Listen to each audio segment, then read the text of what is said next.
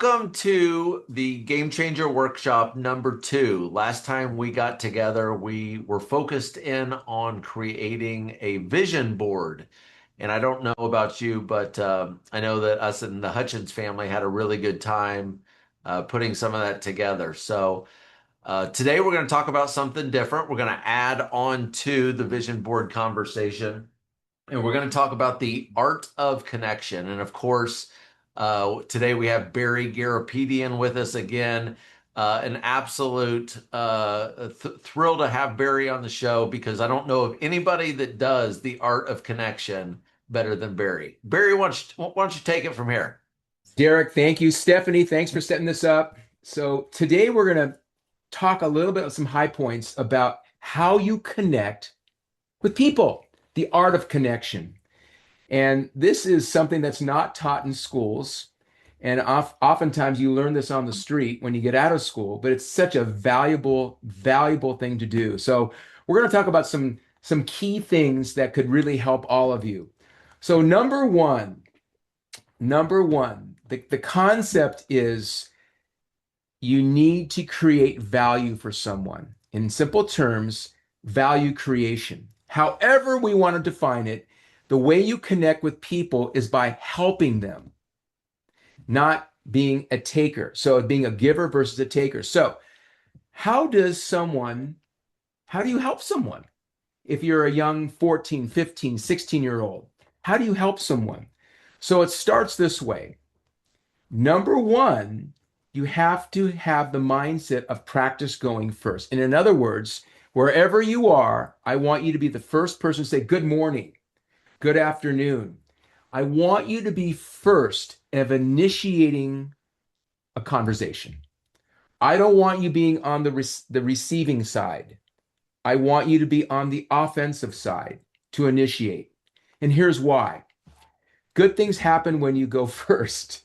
And what I mean by that is that you are going to play offense by directing the context of the conversation. The mindset is be more interested versus interesting.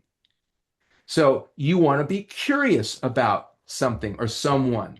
So in this particular case, going first, you're playing offense. You shake hands, good morning, good afternoon. You introduce yourself, and you're trying to start a conversation and make it about them. So that's the first thing. There's many different ways to do that, but the idea is that you don't want to be in the corner sucking your thumb waiting for someone to come to you. That's not the art of connection. You want to be initiating, making contact. Now, how do you do that? The idea is to create value for someone.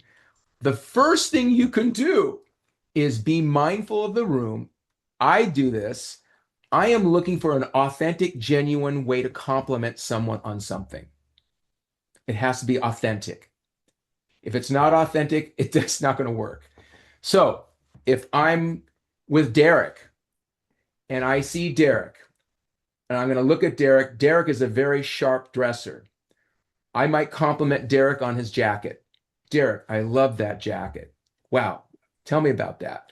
It will be something organic about Darrick that's positive. It could be something about him doing something very positive. It could be something on the golf course. Anything that can empower someone is the great way to break the ice and to not make this a competition. It's really about being with someone, but also letting them know that, hey, it's about them. So I find something to compliment someone on to start the conversation. So as far as value creation, it then gets into learning more about what they're into. So if I know something about Darrick, I'm asking, well, Darrick, you play golf. Oh my gosh, you're a scratch golfer. You're going to go pro. You're running an incredible, business. Tell me about how you got started in golf. So I make it about him. It could be golf. It could be his family. It could be his unbelievable ability to build a business and where he's at in the business building with all his clients. So that's the key, guys. It's about making it about the other person, and you should be curious because maybe you'll learn something. Maybe something Darrick is doing that I'm not doing that I can learn something from Darrick. So, number one, practice going first. The second thing is create value. Somehow, it could be within a compliment. Now, I like to give value on the spot. If there's a way of, I mean, and I've been doing this for a long time, it could be a book. I might learn about a person that would be interested in a book. I could send them a book. I'd send them a hand note. But the reality is, how do you find value? Well, you have to be curious about the person to find out about them. Remember, there's the rule called the golden rule. The golden rule is treat others how you want to be treated. There's a better rule. It's called the platinum rule. And the platinum rule is treat others how they want to be treated. So I will learn enough about Darrick to treat him how he wants to be treated. So that's the game. And this is a strategy. And when I go into any room, I'm thinking about how I can connect with people. Now, in a sense of it's a race towards intimacy, not sexual intimacy, intimacy of how quickly I can get into a vulnerable conversation about something that matters to Darrick. It's again not about me. I want 95% of the conversation on Darrick, not me. So I go into meeting people, making it about them. And that's also about going into a third vault conversation. Think of a bank, everybody. You go into the bank, the very first vault, there's some valuables in there, but the conversation would go like, did my baseball team win? How hot is it? Okay, that's a first vault conversation. Boring. Second vault conversation. In the bank, there's another vault.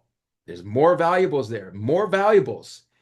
It's about your story. It's about who you are. That's good. Where you want to get to is that third vault in the bank, the little tiny vault. That's where the real valuables are. That's when you get into vulnerability. That's when you get into fixing a pain point or a problem for someone. Now, that's advanced. If you can have an opportunity to help someone in a pain point and solve a problem, then you go to the top of the pyramid. That's creating value. That's where you want to go. That's what's going through my head when I go into a room. It's not about Barry. It's not about Darrick. If Darrick was talking to someone, Darrick's not talking about himself. Darrick's always talking about the other people. So get into that third vault conversation. Get into a place where it's a race to intimacy of how quickly you can get there in a proper way. I'll share a story with you. This happened to me when I was going to college at USC out in Los Angeles. And I was in a fraternity house. And I was a pledge, and I was in the kitchen doing the dishes. We think of in the dishes with an apron, and I had this long cord coming from the ceiling, and I was spraying all the dishes, tomato sauce everywhere. And I made it a point to befriend the head chef. The head chef of the fraternity house was the cook, and she was amazing. And I became friends with the chef. Why did I do that? Because I wanted to add value and make her life easier. Guess what she did to me? She gave me an introduction that changed my life. She introduced me to a world-class magician where I took lessons from this gentleman, Larry Duguay, for years to craft a hobby of mine. And it changed my life. Now, if I didn't focus on paying and helping her, she would have never given me that introduction. I treated her like the most important person in the room. I treated her like $1 million. I want you to have the mindset to treat everyone like they're the most important person in the room, like they matter. Whether you're going through a parking gate or you're going to getting a coffee at Starbucks at the barista, you treat everyone with the most love and care. Darrick does that. I know that because I've been with Darrick. This is one of the things that is so important in connecting with people is making them and empowering them and treating them like they deserve to be treated. The platinum rule. And that is something you can build right now when you're younger. So that one relationship changed the course of my life and has gotten me into many, many rooms. It's been a big, big, big blessing. So one, treat everyone as they need to be treated and pay it forward. It's a leap of faith. Yes, there's people that will take advantage of you.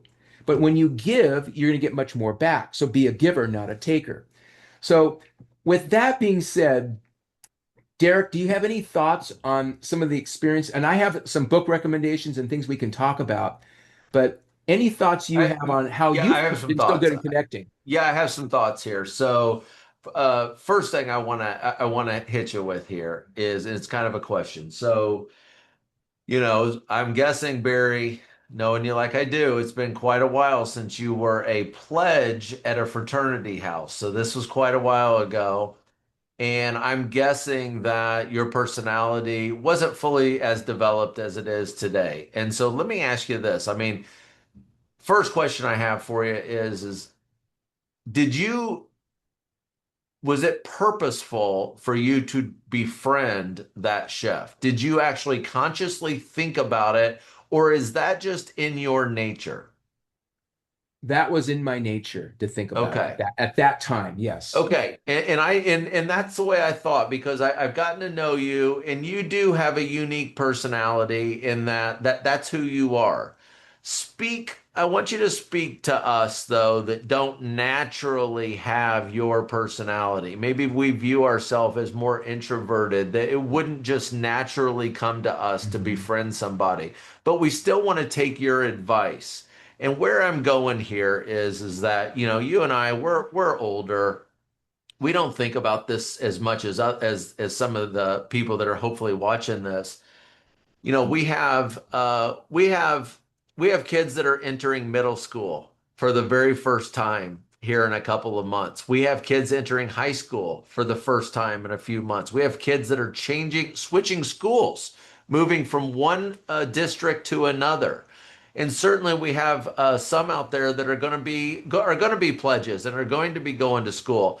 And this term kind of gets thrown around as, am I a popular person? You've heard this Mhm. before. Are you popular? Oh, he's in the popular crowd. Speak to this a little bit about, for those of us that aren't just naturally gifted with your Mhm. personality, but yet we still want to be the popular kid or at Yeah. least be included in the conversation. Tell us how we can use some of the tools that you've just given us uh, to, Mhm. to to help us do that. Darrick, I think it really starts with a smile. A smile is a gateway to your soul.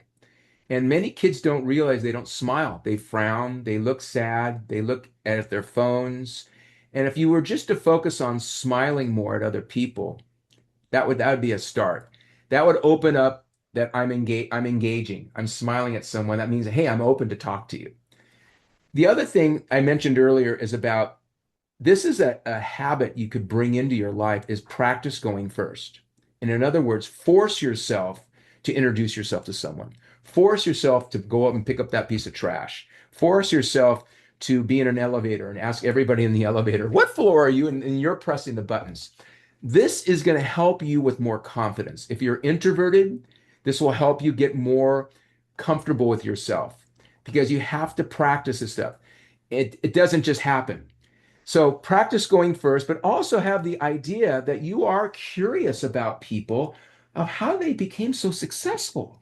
How did they become so amazing at dance or at soccer or this or that? Be curious. And I was always very curious on how people did things because I was thinking maybe I could learn something from them. They can give me a tip. I really truly looked at it that way. So I think all of you, if you really want to grow and be in that fast lane, you'll get there quicker and faster by being bold and developing confidence. So, with this call, if you can think of ROI in business means return on investment. In your world, ROI means return on impact. Can you impact something? Can you make a difference? And it's challenging because, you have to really think outside the box. But you start thinking that way, you're going to create opportunities. That means you're going to be bold. And yes, there are going to be people who are going to ignore you. That's okay. It's all right. Very few will. If you smile at someone, they might probably didn't, if they don't smile back, they probably didn't see you. It's okay. There is a thing called reciprocity. And what that means is if you do something nice for someone else, oftentimes someone else would do something nice for you. That is just a law of persuasion. In this case, smiling at someone's a first step. So I would be aware of your smile. And it sounds so easy. It's not sometimes because sometimes it's scary going into these rooms, going to a new school, going to a new classroom, raising your hand first, um, being fearful that someone might not like you. I'll promise you, there's a lot of shy people out there. You're not the only one going through this. So have some faith. Go first. Well, thank you. Thank you. Well, Barry, the I think that this has been great. I loved everything that you said. Is there anything you want to leave the Yeah, I would audience with? think of the art of connection, which we learned this from our CEG days, is vitamin C. We all need vitamin C in our bodies to get healthy. Think of connection as vitamin connect. We need to connect with people. Vitamin connect. You need to be helping other people. You do that, you start practicing that. What's going to happen is you're going to exceed your expectation of what's going to happen. Try it. Start with a smile, start with practice going first, somehow create value wherever you go. Awesome. Awesome. All right. So we talked about now the vivid vision. We've talked about the art of connection. Barry, where are you leading us? Where are you leading us Next next? topic is going to be creating high performance habits. We are going to put on the docket you creating a habit one every 90 days. And if you can create 4 new habits in a year, wow, high performance habits. So those are very, very much customizable, which we'll be talking about. Love it. All right. Well, Barry, thank you so much. We love having you here. For the audience, we want to thank you for listening in, watching us on video. All of us here at Monon Wealth appreciate you so much. And no matter where you're going, whether you are entering middle school, new high school, new profession, college, whatever it is, we wish you luck. And we just really want you to grasp some of these ideas that Barry's given to us. Take them, try them out, make them your own. I promise you, as also a student of Barry's,